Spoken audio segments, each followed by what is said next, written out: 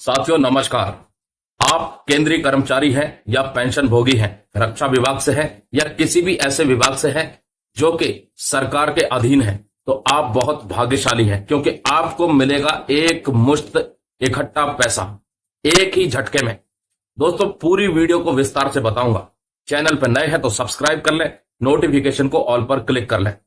दोस्तों सबसे पहले तो आप सबको बधाइयां क्योंकि आप हैं सेंट्रल गवर्नमेंट एम्प्लॉयज और पेंशनर्स, स्टेट गवर्नमेंट एम्प्लॉयज और पेंशनर्स, यानी कि आपके पास हर महीने एक निश्चित राशि आपके अकाउंट में आती है जो आपने अपनी सेवाएं दी हैं सार्वजनिक संस्थानों को उसके बदले। और सरकार आपकी सामाजिक सुरक्षा को तय करती है आपको पेंशन दे करके।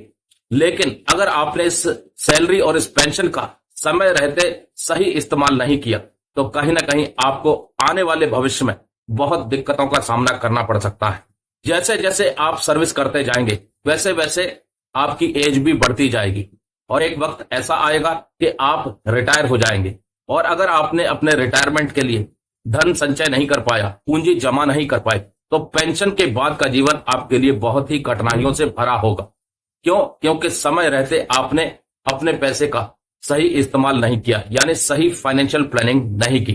तो आज की वीडियो में आपको मिलेगी जानकारी कि समय रहते अगर आपने सही जगह इन्वेस्ट किया तो रिटायरमेंट के बाद सरकार जो देगी वो तो रहेगा ही रहेगा, उसके अलावा आपको और भी बहुत कुछ मिल सकता है। अक्सर पे रिवीजन, पेंशन रिवीजन की चर्चाएं होती हैं, अक्सर एरियर की चर्चा होती है। सेंट्रल गवर्नमेंट एम्प्लॉयज और पेंशनर्स की यूनियन के द्वारा जो मुद्दे सरकार के सामने रखे हैं उनकी चर्चाएं होती हैं।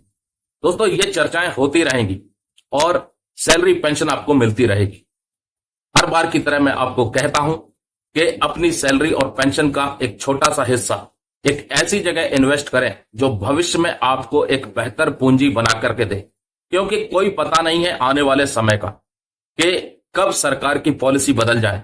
हो सकता है कि आने वाले समय में पेंशन ही बंद हो जाए, यह भी हो सकता है आने वाले समय में सरकार सैलरी की जगह कुछ और देने लग जाए। होने को कुछ भी हो सकता है क्योंकि स्थिति का किसी को अंदाजा नहीं है, परिस्थिति का किसी को भी अंदाजा नहीं है। कोई ऐसी महामारी आ गई, कोई ऐसी वैश्विक चुनौती आ गई जिसके चलते सरकार को ऐसी पॉलिसी इख्तियार करनी पड़े जिसमें कि फाइनेंशियल लॉस कर्मचारियों को और पेंशन भोगियों को हो सकता है।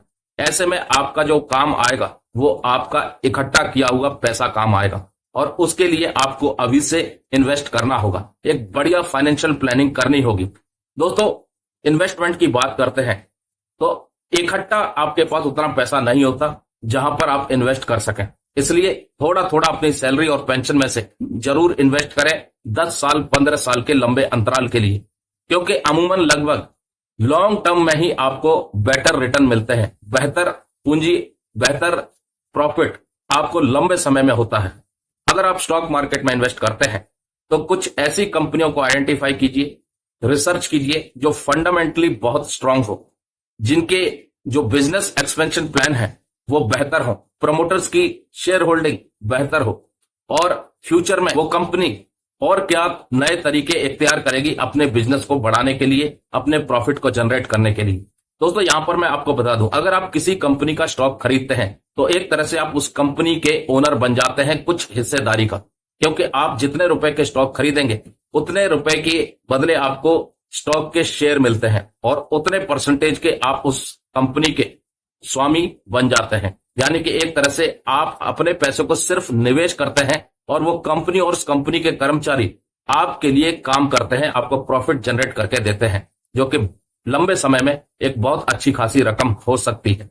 दोस्तों ऐसा भी देखा गया है कि 10-15 साल पहले अगर किसी ने 50,000 रुपए लगाए, उसके वो 50,000 रुपए 10 लाख 15 लाख तक हो गए।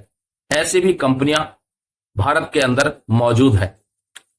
अगर आप किसी स्टॉक में पैसा नहीं लगाना चाहते, शेयर बाजार में पैसा नहीं लगाना चाहते, आपको रिस्क लगता है, तो आपके लिए बेहतर ऑप्शन है आप म्यूचुअल फंड में भी इन्वेस्ट कर सकते हैं। म्यूचुअल फंड रिस्क को मैनेज करता है और आपके पैसे को अलग अलग जगह पर इन्वेस्ट करके आपको प्रॉफिट जनरेट करके देता है। लंबे समय के लिए आप निवेशित रहें और लंबे समय के बाद आपके पास आपके लगाए हुए पैसे से, यानी आपने जो भी धन इन्वेस्ट किया है, उस इन्वेस्टमेंट से एक बेहतर पूंजी बना करके जरूर देता है। अब म्यूचुअल फंड में आप दो तरीके से इन्वेस्ट कर सकते हैं। एक तो लमसम अमाउंट लगा करके म्यूचुअल फंड में इन्वेस्ट कर सकते हैं, और एक आप सिस्टमैटिक इन्वेस्टमेंट प्लानिंग के जरिए भी म्यूचुअल फंड में इन्वेस्ट कर सकते हैं।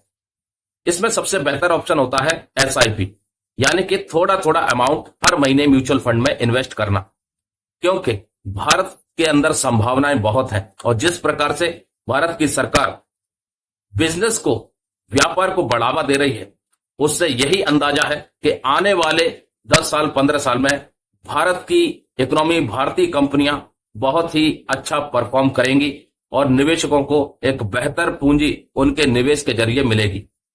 भारतीय कंपनियों पर विश्वास रखिए और अपनी पूंजी का एक हिस्सा अपने भविष्य के लिए इन्वेस्ट जरूर कीजिए।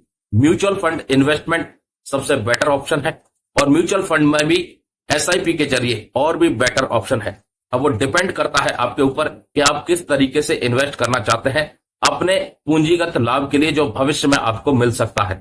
दोस्तों, कभी भी अपना पैसा लगाने से पहले, चाहे आप स्टॉक मार्केट में पैसा लगाएं, चाहे किसी कंपनी का स्टॉक खरीदें, चाहे बॉन्ड्स खरीदें, चाहे गोल्ड में इन्वेस्ट करें, चाहे म्यूचुअल फंड में इन्वेस्ट करें, चाहे म्यूचुअल फंड में एसआईपी करें, करेंसी खरीदें, जो भी आप पैसा किसी भी चीज में लगा रहे हैं, उस चीज में लगाने से पहले अपनी पूरी रिसर्च जरूर करें, और हो सके तो 2-4 अच्छे फाइनेंशियल एडवाइजर से मदद जरूर लें, उनकी राय लें।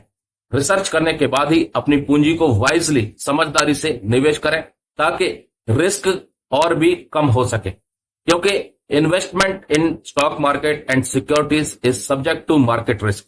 मार्केट रिस्क इसमें रहता है, लेकिन लॉन्ग टर्म में निवेशित रहने से आपको प्रॉफिट भी जरूर मिलता है। तो दोस्तों, आज की ये वीडियो आपके भविष्य के लिए थी कि आप कम से कम अपने भविष्य को उज्जवल बनाने के लिए, ताकि आपके पास भविष्य में रिटायरमेंट के बाद एक बेहतर पूंजी इकट्ठी हो सके, उसके लिए अभी से निवेशित रहना पड़ेगा।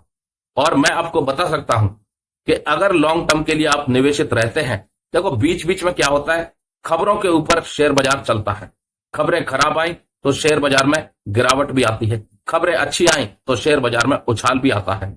लेकिन जो ट्रेडर्स होते हैं वही घाटा और मुनाफा ज्यादा झेलते हैं, लेकिन जो निवेशक होते हैं वो लंबे समय तक निवेशित रहते हैं।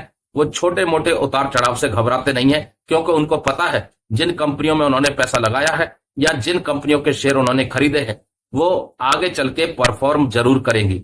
और कंपनियां बहुत सारी हैं, लेकिन आपको आइडेंटिफाई करनी है कौन सी बेहतर कंपनी है जो लंबे समय के लिए बेटर इन्वेस्टमेंट के माध्यम से बेटर पूंजी बना करके दे। और दोस्तों, किसी भी कंपनी में या किसी भी सेक्टर में इन्वेस्ट करने से पहले यह जरूर ध्यान रखिएगा कि क्या सरकार उस सेक्टर के लिए कुछ ऐसी योजना लेकर के आ रही है जिससे कि उस सेक्टर में एक बूम आए, उस सेक्टर का परफॉर्मेंस बढ़े, उस सेक्टर की जितनी भी कंपनियां हैं उनको उनके बिजनेस करने में आसानी हो, ताकि अपने बिजनेस से वो प्रॉफिट निकाल सके और अल्टीमेटली आपको भी वो प्रॉफिट बना करके दे सके, क्योंकि आप भी उस कंपनी के निवेशक हैं। तो अंत में किसी भी तरह का इन्वेस्टमेंट करने से पहले अपनी खुद की रिसर्च जरूर करें, फाइनेंशियल एडवाइजर्स की मदद लें, और पूरी रिसर्च करने के बाद, फंडामेंटल्स चेक करने के बाद बाजार में निवेशक बने, भविष्य में अच्छी पूंजी अर्जित करने के लिए, अपने भविष्य को अच्छा बनाने के लिए। नमस्कार।